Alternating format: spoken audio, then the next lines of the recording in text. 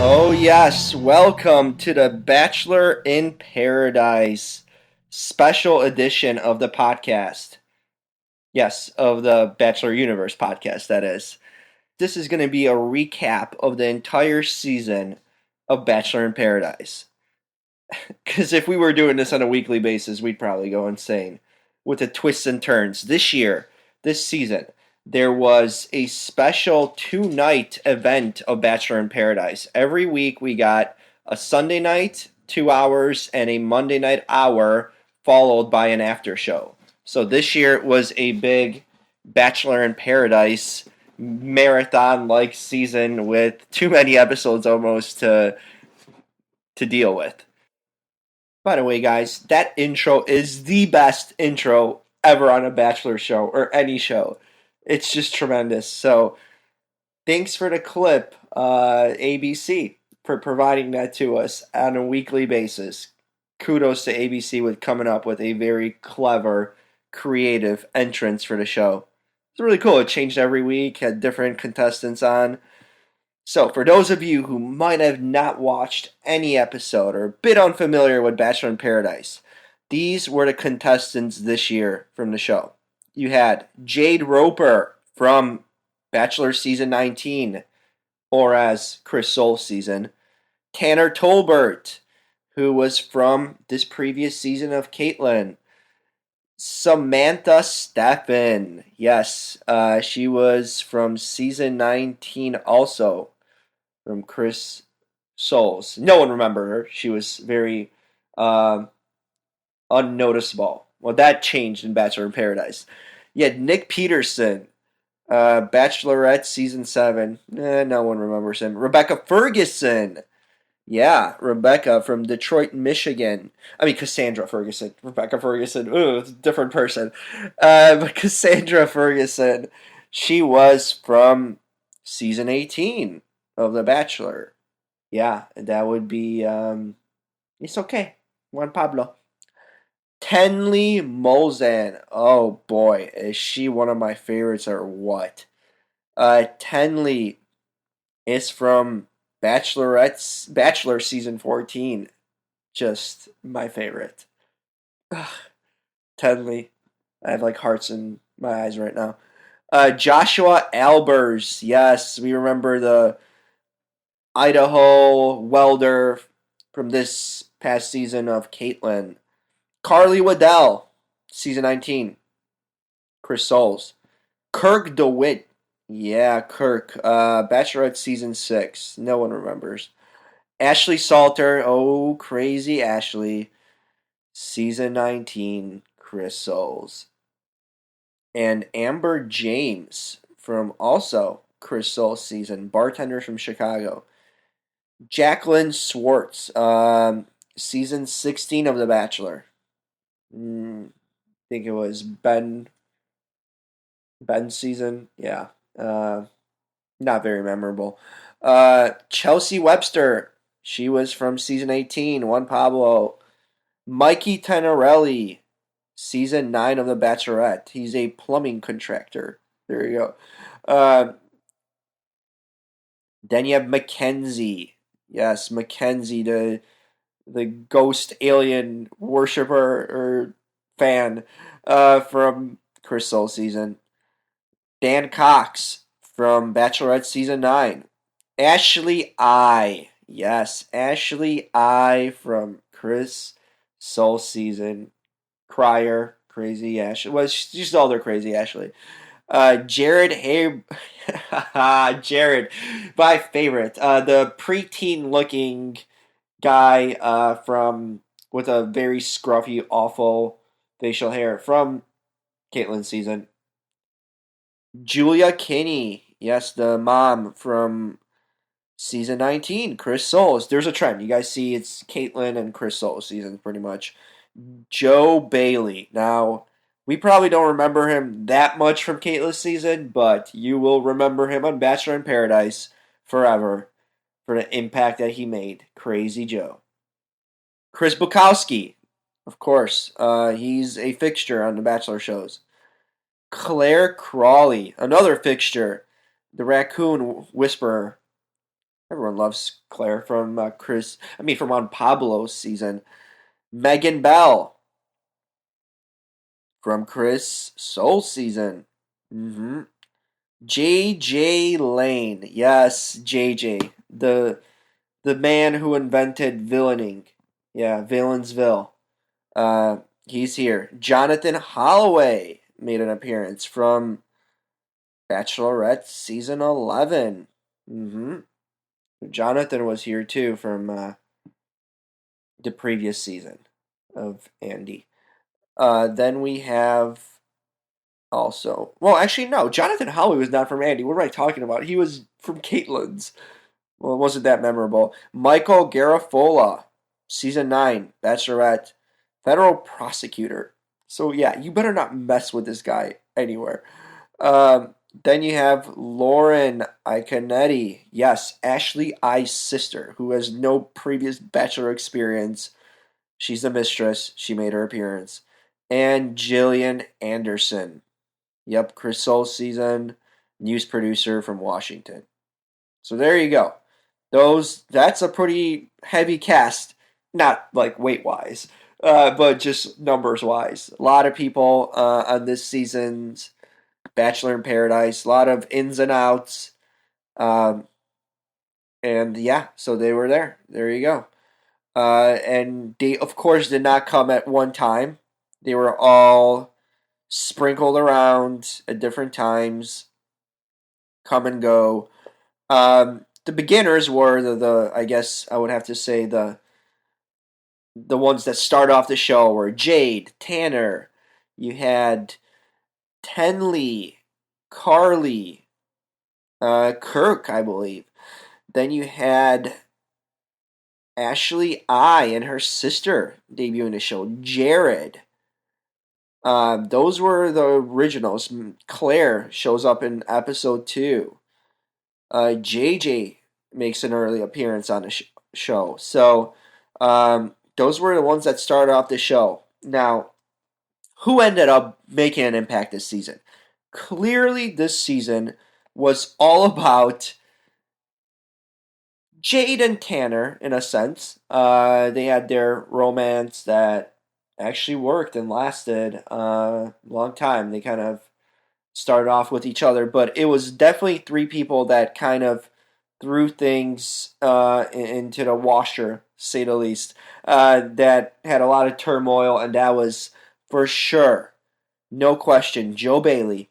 Yeah, the hillbilly from Kentucky that can't really talk, mumbling Joe. He and along with Samantha, the one that the mute from Chris Soul season that didn't say much at all. Well, she had plenty to say on this season of Bachelor in Paradise. She was a figure who really turned things around. I mean, schemed things. So she was very apparent on this show. And of course, you have Ashley I. You have to have Ashley I and her crying. Every episode gave us at least a crying session of Ashley I. That was a standard. You don't have an episode without Ashley crying.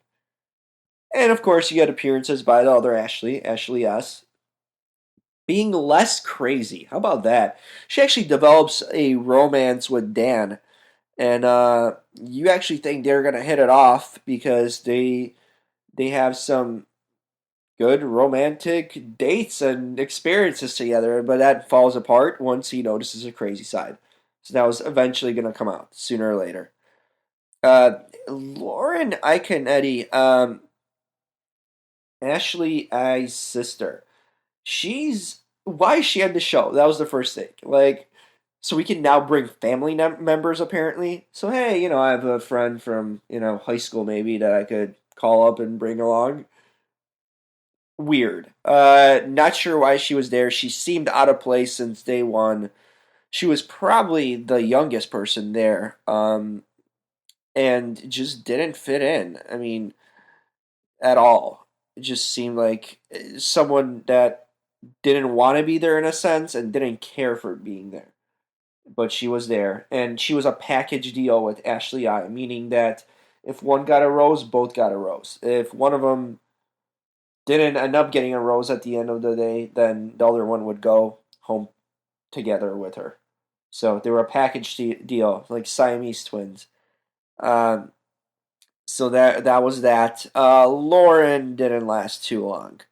After week two, she quit. So not a long stay. JJ Lane was a surprise. JJ without Clint. Yes, they're not an item for those of you who weren't aware. But JJ was the good guy on this season. He was the moral compass of the show. Now, if you have JJ as the morally sane guy on the show, you know there's something up on this season. You have some crazy characters when JJ is the rational moral one, standing up for people and being everyone's favorite. Yeah, I mean, who would have thought that a season ago? That JJ would have been one of the most liked guys and respected. How far have we come? Then you had Julia. There's a big thing about Julia, who's a single widowed mother, and she's everyone's favorite. She's like the Mother Teresa of Bachelor in Paradise. Apparently, Julia's well respected, and you cannot say anything bad about her because she's a widowed mother. So there's plenty of respect going on for Julia. The thing is that Joe Bailey uses Julia this season.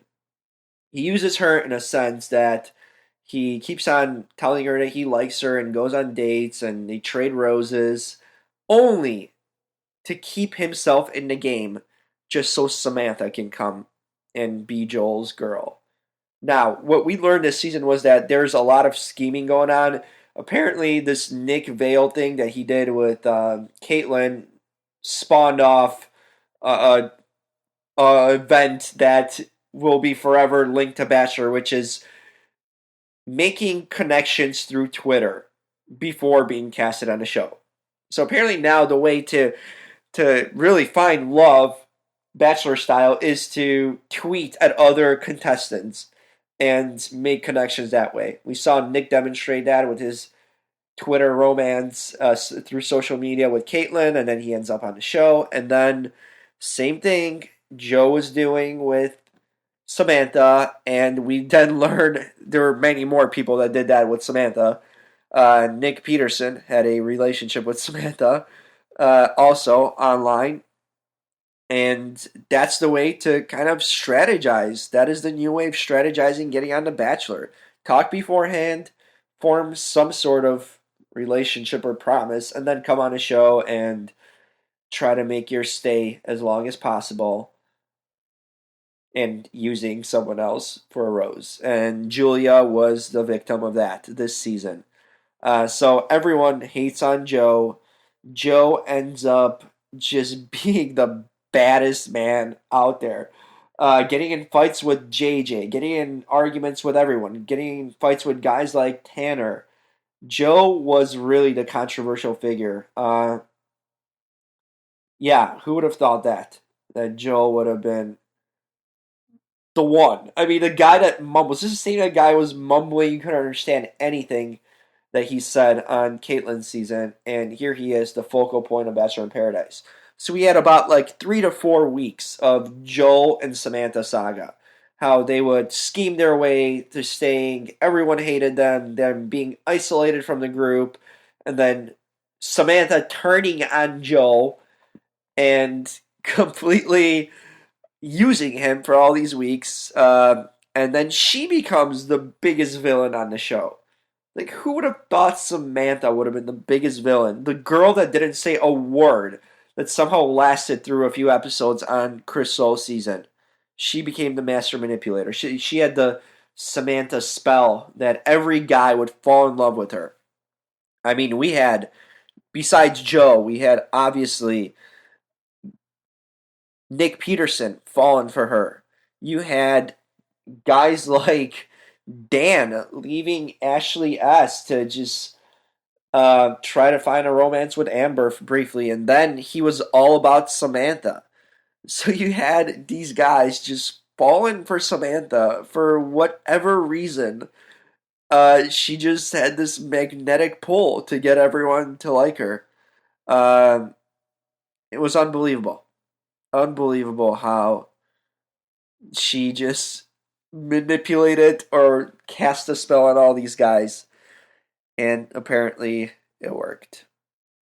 But the romances in this season were definitely Jade and Tanner. They had something from the get go, and um, they were just together. Kind of a boring couple, but a couple you wouldn't think they would actually link up, but they did, and they were together just like the quiet, boring couple that stayed throughout the season together.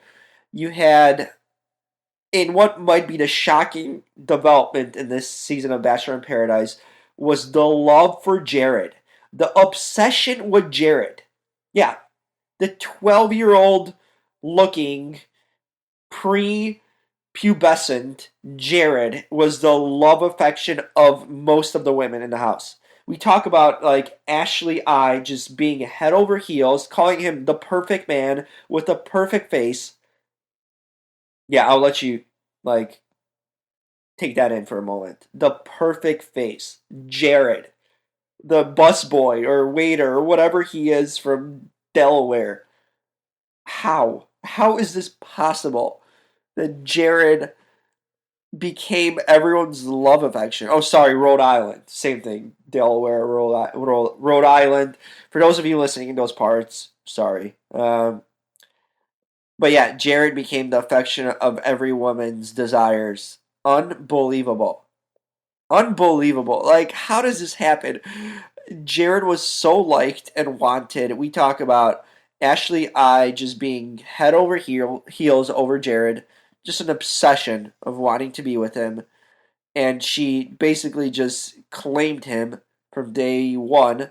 And Jared, being the good guy that he is, and I'll give him complete credit for that, he kind of went along with it and didn't want to hurt her feelings, so he stayed. Then you had Claire developing a romance with Jared from the early start. Her and Ashley I kind of battling out for Jared, and Ashley I calling her an old woman, and her and yeah, old woman Claire at 34. Uh, Also, Tenley, who was the sweetest girl this season, at 31, felt old just because of Ashley I's claims. And yeah, so you had that fight for Jared this season, which was unbelievable. Jared becoming the love affection of these women. I don't know how this happens and in what world, but I know in the world I live in, there's no way a guy like Jared would have all these hotties all over him. Just impossible. Just this does not happen in real world. How? I mean, I don't know what happens on this island, but clearly there's too many drinks, and Jorge, the bartender, who becomes a central figure on the show, obviously must have given him a drink too many because that's what happens when you get too many drinks and Jared becomes the love affection and your desire of Bachelor in Paradise. Unbelievable. So there's that. Other people who made an impact were Carly Waddell and Kirk. Now that was a romance just similar to Jade's and Tanner's, how they were just linked together, and we're talking these two would probably get married. They would be the successful couple coming out of the show if you had to peg one couple to really making it through and developing something afterwards. And they, in the last episode, there's a double twist in a sense that I'll get to that in a second. Let's go through another notable things to mention. You had Jonathan Holloway and Joe. Basically, Jonathan eliminates himself just because he, Joe makes him seem like, that Jonathan's after Julia for the wrong reason. Same thing with Mikey. Uh, Jonathan and just eliminates himself, thinking that he's deceiving his buddy Joe, and he really didn't. Same thing with Mikey. Mikey gets lost in a shuffle because of that, because Julia is just in love with Joe and keeps on handing the roses out to him. So we had that. We had Chris Bukowski make an appearance like he always does.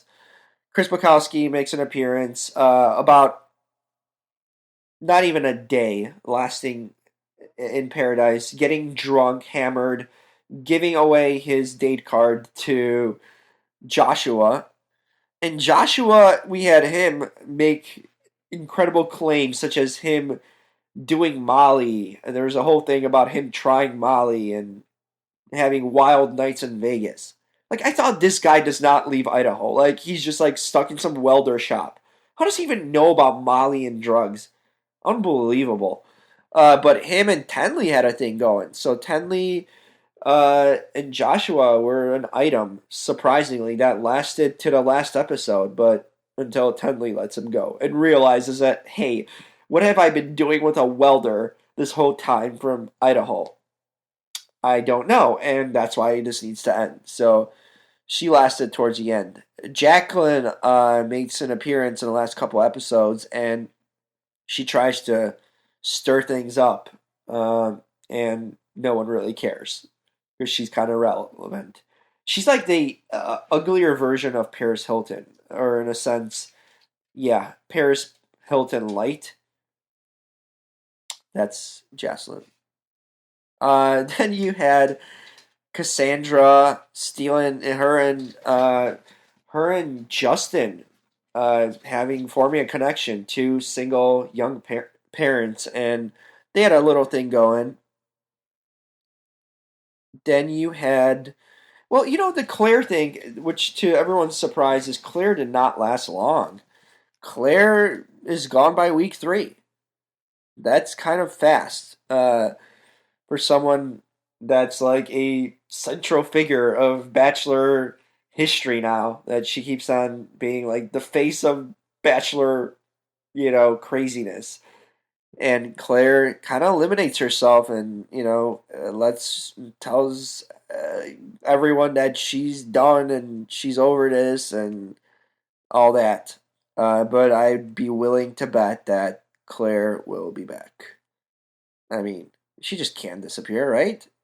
There's no such thing as Claire just leaving forever. No, Claire needs to be back. And she probably will. Mackenzie makes an appearance too. She's still alien crazy. Her and Justin had a ceremony where they were apparently thinking they were wed and married, and Mackenzie thought it was true. Yep.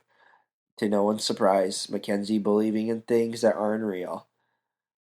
JJ, as I mentioned, was an incredible figure this year.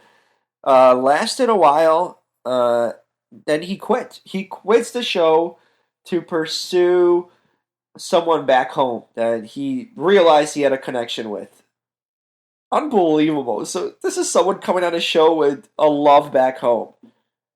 Great job, JJ. But yes, JJ just patriotic as all, and saving, getting into confrontations with Joe, heated ones that promised, JJ promised to knock out his hillbilly teeth. Uh, and yeah, JJ just stepping up for women and for Julia, and JJ becoming a sympathetic figure, which was unbelievable. How does that happen? In what world does JJ become loved and desired and liked? Wow. So yeah, the season comes to a close. The final couples are Tenley and Joshua. You had Tanner and Jade. You had Kirk and Carly, and that's where things go crazy. And these were the final couples towards the end. Everyone either kind of self eliminated themselves, like Julia saying that she's going back home because there's nothing she can find, and Jared, same thing, quitting. Week 5 was the week of quitting. Like, you had uh, Mikey, Mackenzie, Dan, Jared, Julia, Ashley I, because Jared clearly didn't want her, and finally had to come clean it with it at the end. So they were all quitters of week 5, and that was like the week where everyone just leaving home, just disappearing. Justin made it to the end, surprisingly, with Cassandra, but that didn't work out. And so yeah, in the final episode, you had the lead up to it, which also every week pretty much had a to be continued from Sunday to Monday night. A lot of to be continued nights, and you had the big fallout with Carly and Kirk. Kirk, after proclaiming their love for each other and seemingly about to get engaged, Kirk just tells her that he's not feeling it, that he can go on with it. And that was a big blow up where an entire house of women left, turned on Kirk, and like this was like the big deception. Carly goes crazy confronting Kirk as if he had ended their 20 plus year marriage and had cheated on her. And that, of course, didn't happen. And that was a big blow off. Carly just felt betrayed by Kirk, and that was the big blow up. So they didn't end up together, but there was a couple that made it through the end, Jade and Tanner. So yes, he pops a ring. Once again, I don't know where he gets them from and where these rings come about, but Tanner proposes to Jade and she accepts, so they are now engaged. So yeah, success in paradise. I would have never thought that Jade would have been the one engaged at the end of the show. Of all the people like on this season, Jade and Tanner, really that couple? Like this was the wild Mustang from Chris Soul's season, the playmate, and she's the most rational, almost quietest and boring girl on the show. How does that happen? How does Jade become someone that gets engaged almost and is the most sensible? That was surprising. That was something I did not expect, but it happened. So that was your season of Bachelor in Paradise. Yes. Uh, Very interesting season. Lots of highs and lows, literally and figuratively, and lots of drama. It was a very exciting, kind of crazy, unexpected season. A lot of shocks. The Joe and Samantha rising from nowhere to become villains of all villains. The reality TV history lore has basically welcomed them for being villains of all time. Then you had JJ with the 180 turn from being a hated, weird villainsville type of guy to being liked and being celebrated. To Jared being loved universally and being like the desire of all women. He was the he was the bachelor version of the world's sexiest man alive, which is incredibly crazy if you think about it. Nice guy, great guy, seems like it, but unbelievable. I mean, he must have some kind of spell on these women. Beer goggles galore. Ashley crying every week. I mean, there's just so much crying. I mean, she probably almost drowned that island with all her cries and tears. Unbelievable amount of crying from Ashley I over Jarrett mostly. Uh, yeah, and you really had a lot going on. Tenley being just gorgeous in my eyes, the sweetest woman. She was the this version of Tenley, well, which is her normal version, was kind of gosh, I'm forgetting her name. Uh, yeah, the one that was on Juan Pablo season. I'm sorry for forgetting your name, but you were the Mother Goose. We all know who that was. Just forgetting her name. Uh, yeah, but that's what Tenley was. The sweet, lovable, and gorgeous woman of this season. So I'm coming to get you, Tenley, if you're still single. Uh, yes, definitely. So that was the season of Bachelor in Paradise. Exciting, interesting, definitely dramatic, and maybe it was even better than this past season of Bachelorette, which was pretty intense too. We had the whole Nick and Sean Schnozling thing going on, but this was a far better, I think, season of Bachelor in Paradise than the first season, which saw Marcus and Lacey get together. But this one saw Janner, yes, the new nickname, Tanner and Tater, or I don't know. There's nicknames. These two might maybe should have been together. They have nicknames. Janner, Tanner, and Jade. So yeah, they came out with love and engagement. So two successes, two Bachelor in Paradise seasons in a row.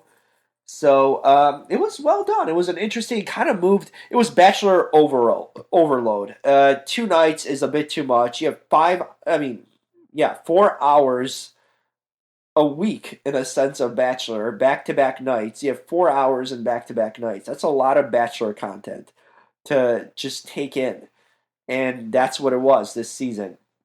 A lot of Bachelor content coming at you. And it was fun. It was fun and exciting. The after show was something they developed first time on Monday nights, an hour after show, a live studio show, and hosted by Chris Harrison. Uh, and yeah, and they had guests every week, people from the show, and then a co-host also. And you had Jason Biggs' wife as also being a co-host, and she was really annoying. And yeah, not sure why she was there, but she's like a Bachelor super fan apparently. But it was fun. You every week, whoever created the most drama, they usually ended up on the after show. And then you had some good celebrity guests also co-hosting. You had Jason Biggs.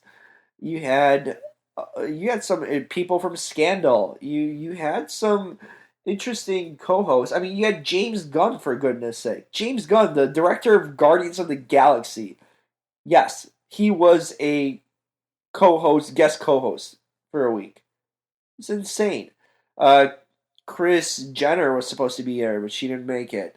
So you really had some definite known people, some big names in Hollywood, being on the show on the after show with Chris Harrison. So that was pretty interesting. You had your live studio calls and of course confrontations and some stuff, and of course your next Bachelor was announced on that show. So they utilized it pretty interestingly and to the full extent. And of course, the new Bachelor host, I mean, not host, now that's Chris Harrison forever. That is entrenched in history and will never change. But the next Bachelor coming to you in January is going to be Ben H. Ben H is your new Bachelor. And that's going to be interesting. The favorite for last season. People loved him. The young guy, successful guy. This is a guy who's going to be running your country one day, probably. The perfect man in a sense that he's squeaky clean, and Ben H will be your bachelor, your next bachelor. So that should be. It's either two things. He kind of reminds me of like Chris Soules being a bachelor, where a really nice guy, a wholesome kind of guy, Chris Soule, obviously from the farm, that people liked, becomes a bachelor, and you think like this is going to be too boring, too quiet. And Chris Soule's season was anything but that. A lot of drama and craziness, and we see what Chris Soules has kind of turned into. Not this farm country boy anymore. He's now about at Knicks games and traveling the country and living in LA more so than Iowa appears, and he's just kind of taken fame and ran with it. He, in a sense, maybe sold out to fame. I don't know. But he's definitely not this squeaky clean country boy that just stays on the farm and disappears from the limelight. Chris Soules, you hear a lot about him in tabloids now, and he's kind of a prominent figure. And of course, his breakup with Whitney that followed. So yeah, Chris Soules is changed almost after his show. Will that happen to Ben H? That's the question. Will he keep his head straight and not let the attention and fame kind of get to him, or what? So that's gonna be interesting to see. And are they gonna give him crazy women? Because Chris Soules, you were thinking, oh, it's gonna be probably like Andy. Andy got a lot of like solid, kind of a quiet, non-controversial, besides Nick Vale, men, and she got some really good guys, but that did not happen to Chris Soules. He got a lot of drama, a lot of craziness. You got your Ashley S's, Ashley I's. It was just a lot of crazy stuff going on. His final three weren't crazy with Becca, Caitlyn, and Whitney, but before that, I mean, my gosh, I mean, we remember Kelsey, don't we? Yeah, so that was an insane season with full of craziness, and he got some really character women with a lot of crazy talk and stuff. Will this be the same case with Ben? Will they give him a lot of crazy women to spice up the show? The early talk is, the rumors going around is yes, there will be a lot of crazy, intense women fighting over him and creating drama, since they probably know that Ben won't be doing that. That's something to look out for in a few months away in January of 2016 to look forward to. But Bachelor in Paradise, interesting show, full of craziness, and definitely should be coming back for next season, for another season. So there's that. There's my season recap in half an hour of Bachelor in Paradise. All these hours and weeks of it, and it was a long week. Started early August and ended early September. So it was a solid month of Sunday and Monday nights back to back, 4 hours of weekly content. It was interesting. It was interesting how they picked majority of the cast from Chris Soule's season and Caitlin's season, the back-to-back last season of Bachelor and last season of Bachelorette. And it's kind of cool because they're fresh on your mind. You kind of relate to these people. You know who they were. So almost seemed like a reunion for both seasons. Half of the cast legitimately were on this season of Bachelor in Paradise, which made it interesting. So there's the podcast for today, the recap of Bachelor in Paradise. And I'll be back with Bachelor in January, and maybe a podcast here and there in between. So make sure you tune in and stick around for that. Thanks for listening, and enjoy this season of Bachelor coming up. And make sure to stay tuned because there's always news going on. Make sure you check out the Bachelor in Paradise and Bachelor and Bachelorette podcast that I do, which is this one, and of course the blog, the Bachelor Universe blog on chicagonow.com. So Chicago Now Bachelor Universe. That's the blog. You get a lot more content there from me. Follow me on Twitter at JimRKO. So it's JimRKO on Twitter. A lot of news and stuff going on. And if you want to find out my pitch to be on The Bachelorette, yes, there's an article that I wrote why I should be on a Bachelorette, and that is on Bachelor Universe blog on Chicago Now. So check that out. Let me know if I should be The Bachelor. What do you think of that? Do I make the cut? Do I have a compelling enough story? I think so, but it all matters what the Bachelor people think, right? So that's it for now. I will talk to you guys soon. And see you next season for Ben H's Bachelor.